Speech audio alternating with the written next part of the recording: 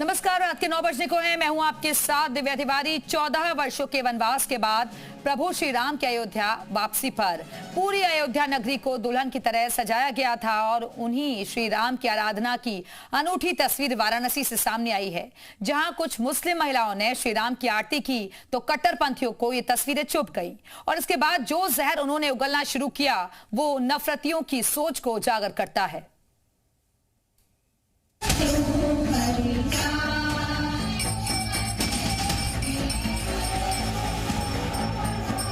ये कट्टरपंथियों के मुंह पर तमाचा है। यह आपसी सौहार्द का सही अर्थ है। ये तस्वीरें योगी के उत्तर प्रदेश के वाराणसी शहर की, काशी नगरी की हैं, जहां बुर्के में मुस्लिम महिलाएं प्रभु श्री राम और माता जानकी की दिवाली के मौके पर आरती कर रही हैं। बुर्के में मुस्लिम महिलाएं, हाथों में पूजा की सजी थाल,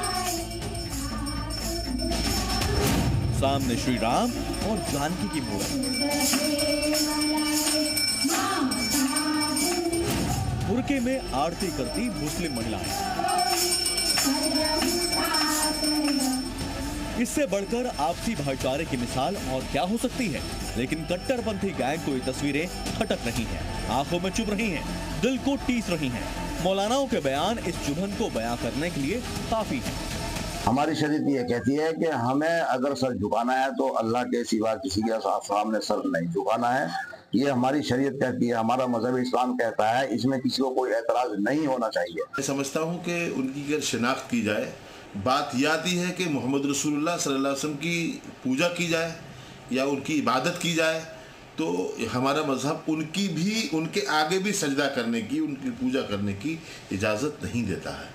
अगर कोई ये कहे हम मोहम्मद रसूलुल्लाह सल्लल्लाहु अलैहि वसल्लम की पूजा करते हैं तो वो मुसलमान नहीं है। जैसे ही मुस्लिम महिलाओं के वाराणसी में श्री राम की आरती की तस्वीरें सामने आई, कट्टरपंथी गैंग इस कदर भड़का कि बुर्के वाली मुस्लिम महिलाओं के धर्म पर ही सवाल उठने लगे।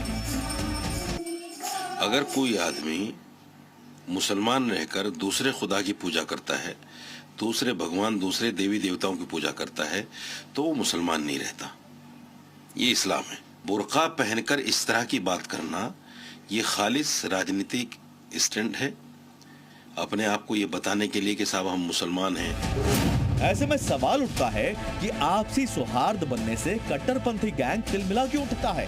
अगर मुस्लिम महिलाओं ने आरती कर ली तो उसमें गलत क्या है। आरती करने पर मुस्लिम महिलाओं का बहिष्कार करना कहां तक जायज है।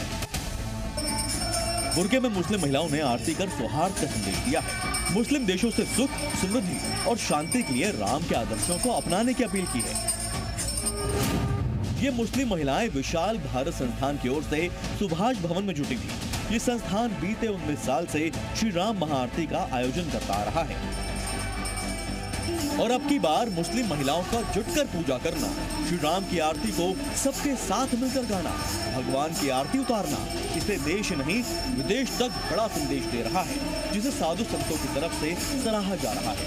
यह एकता का जो बेमिसाल पेश करने का काम किया है, इसके लिए मैं बहुत बहुत साधुवाद देता हूँ। निश्चित रूप से राम ही सबके आराध्य हैं, हमारा सनातन संस्कृति ही सर्वोपरि है। ये एक बहुत बड़ा संदेश जाना चाहिए। ये हिंदू, मुस्लिम, सिख, ईसाई, राम सबके हैं। राम को अपना करके तो देखो। मुस्लिम महिलाओं ने राम की आरती कर न सिर्फ आपसी भाईचारे की भावना को मजबूत करने का एक प्रयास किया है, बल्कि जो कट्टरपंथी सोच हर हिंदू त्योहार पर माहौल खराब करने की साजिश में जुट जाती है, उसे भी करारा जवाब दिया है। हालांकि आम मुसलमान की इस पर मिली-जुली प्रतिक्रिया है। इस्लाम में पूजा बिल्कुल नाजायज है। जो भी औरतें श्री राम की या किसी की पूजा कर रही मूर्ति की, वो इस्लाम से खारिज हो गई हैं उन्हें द्वारा। पहले तो सवाल ये उठता है क्या वो मुस्लिम हैं।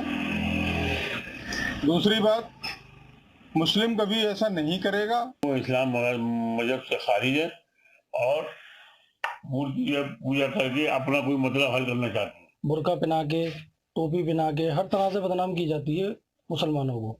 उसकी पहले तहकीकात की जाए वो मुसलमान है भी या नहीं। इस्लाम में महिलाओं को पर्दे में रखने की प्रथा है। सनातन धर्म में महिलाएं पूजा पाठ, धर्म कर्म में बढ़ चढ़कर हिस्सा लेती हैं, पूजा पाठ करती हैं, लेकिन कट्टरपंथी हैं जिन्हें ये अस्वीकार है। इसलिए मुस्लिम महिलाओं के हाथों राम की आरती कट्टरपंथियों को चुभ गई।